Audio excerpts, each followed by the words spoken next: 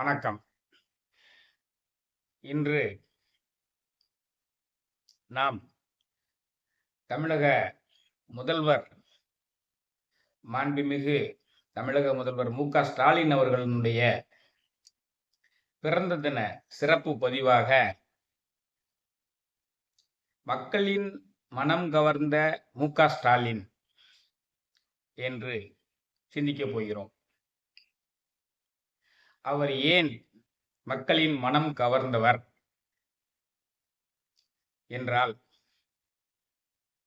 அவருடைய இளமை காலம் தொட்டு அவருடைய அரசியல் அணுகுமுறையையும் சமுதாய அணுகுமுறையையும் உற்று நோக்குபவர்களுக்கு ஒரு விஷயம் ரொம்ப தெளிவா புரியும்.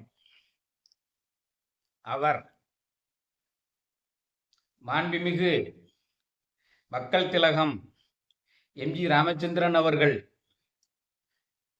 பதவியில் இருந்த பொழுது 10 ஆண்டுகள் அவருடைய கட்சி எதிர்க்கட்சியாக இருந்த பொழுதும் அவர் எம்ஜிஆர் அவர்கள் மேல் கொண்ட மரியாதையும் பேரன்பும் என்னைக்கும் குறைந்ததில்லை.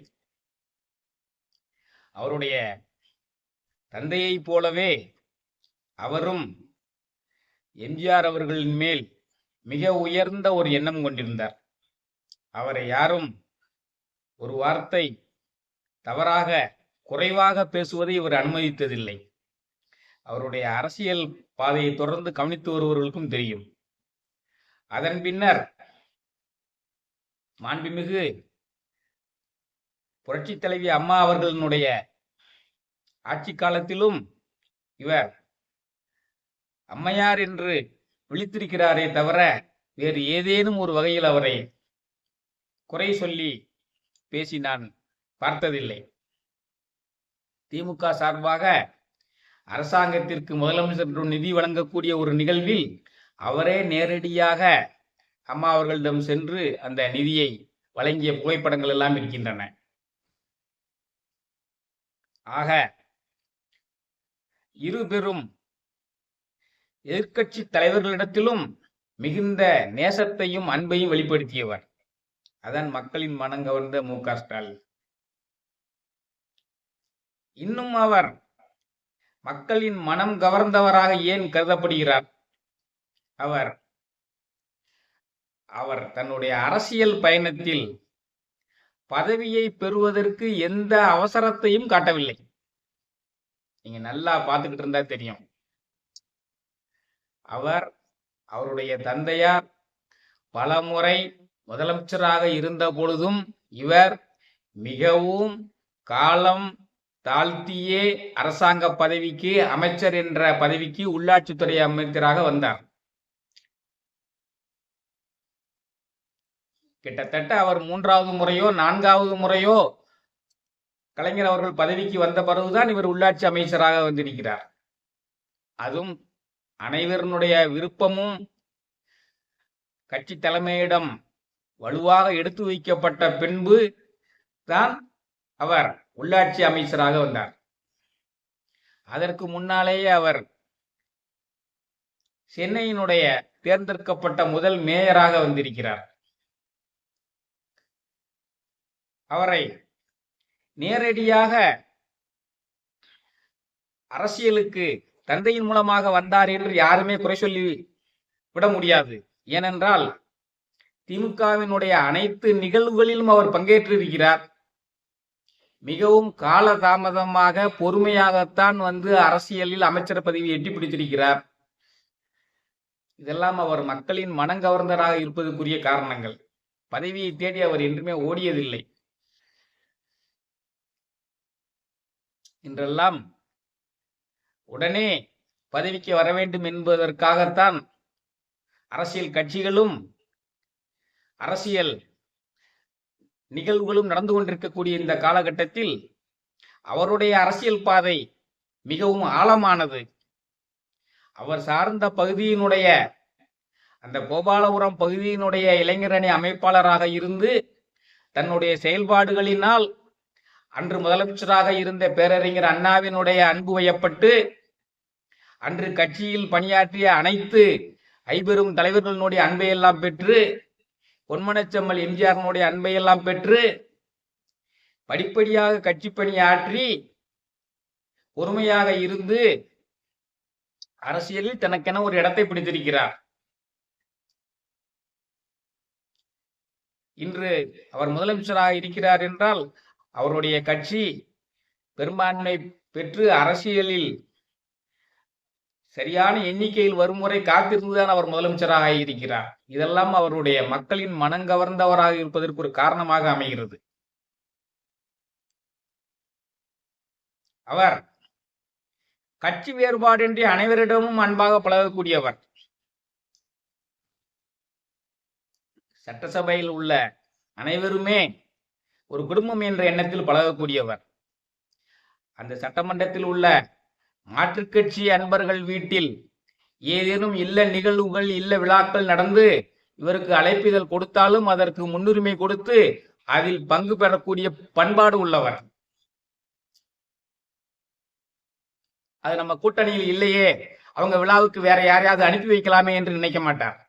அவரே நேரடியாக சென்று பங்கு பெற்றிருப்பார். அதே மாதிரி அவருடைய துணைவியார் அவர்கள் மிகவும் பக்தி வாய்ந்த பெண்மணி.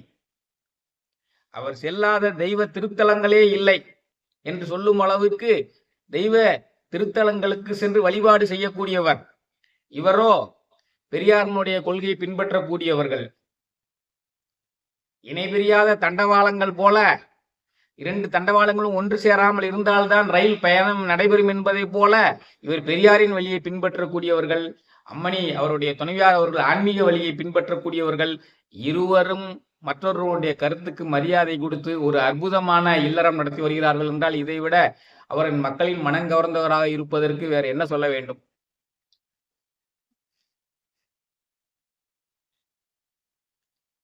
எதிர்கட்சி சார்ந்தவர்கள் ஒரு காலகட்டத்தில் அவருடைய கட்சியில் இணையும் பொழுதும் அவர்கள் பிற கட்சியிலிருந்து வந்தவர்கள் தானே என்ற எண்ணம் இல்லாமல் அவர்களுக்கும் அதிகபட்சமாக எவ்வளவு சலுகைகள் பதவிகள் வழங்க முடியுமோ அனைத்தையும் வழங்கி ஒரு அன்பை வெளிப்படுத்தியவர் அவர்கள்.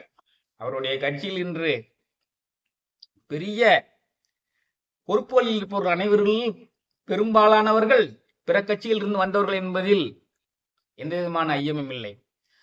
அவர் தன்னுடைய கட்சியில் ஒருவர் தன்னை இணைத்துக் கொண்ட பிறகு அவர் தன் கட்சியை சேர்ந்தவராகவோ தன் குடும்பத்தை சேர்ந்தவராகவோ தான் பார்க்கிறார்.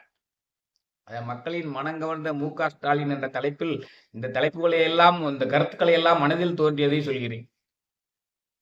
கலைத்துறையிலும் அவர் ஈடுபாடு கொண்டவர்.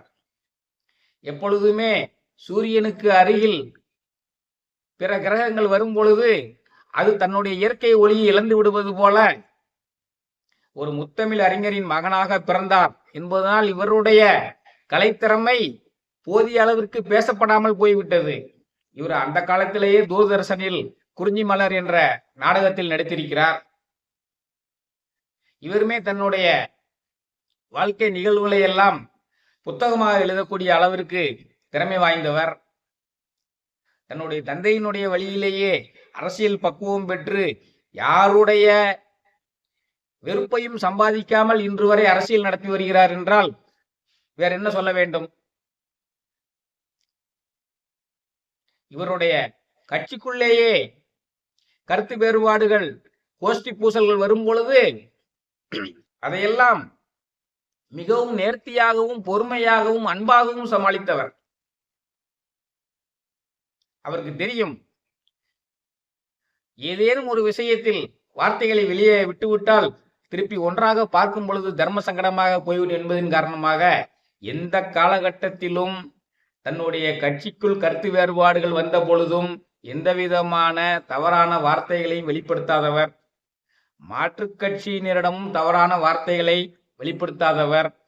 பிற கட்சிகளை சார்ந்தவர்கள் கூட்டணியில் இல்லாத கட்சி தலைவர்கள் மேல் அன்பும் மரியாதையும் வைத்திருக்கிறார். கொள்கை வேறு பழக்கம் வேறு என்பதற்கு எடுத்துக்காட்டாக திகழ்பவர்.